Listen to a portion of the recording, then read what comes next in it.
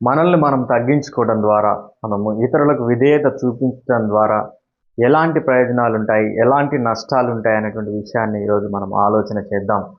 ఈ విధంగా భూమి పుట్టినది మొదలుకొని ఇప్పటి వరకు జీవించినటువంటి వ్యక్తులలో ఒక వ్యక్తి తనను తాను తగ్గించుకున్నటువంటి విధానం మనం గమనించినట్లయితే, ఫిలిప్పీలకు రాసినటువంటి పత్రిక 2వ అధ్యాయము 8, 9, 10 వచనాలను మనం గమనించినట్లయితే అక్కడ యేసు ప్రభు వారి గురించి చక్కని మాట రాయబడి ఉన్నది. సిలువ మరణం పొందినంతగా తనను తాను తగ్గించుకున్నటువంటి విధానం, తండ్రి అయినటువంటి దేవునికి విధేయత చూపించినటువంటి విధానం మనకు అక్కడ కనబడుతూ ఉంటుంది.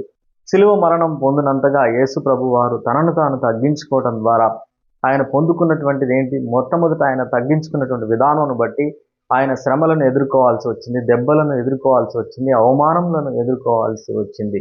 నిజమే, మనం కూడా ఈ యొక్క లోకంలో మనల్ని మనం తగ్గించుకోవడం ద్వారా అప్పటికప్పుడు కొన్ని శ్రమలను ఎదుర్కోవాల్సి వస్తుంది, అవమానములను ఎదుర్కోవాల్సి వస్తుంది. కానీ తర్వాత యేసు ప్రభు వారి యొక్క నామము, ఆ యొక్క శిలువ మరణం పొంది ఆయన జయించడం ద్వారా అన్ని నామముల కన్నా పై నామముగా ఎత్తబడినటువంటి విధానం మనకు ఆ యొక్క ఫిలిప్పీలకు రాసినటువంటి పత్రికలో మనకు కనబడుతూ ఉంటుంది.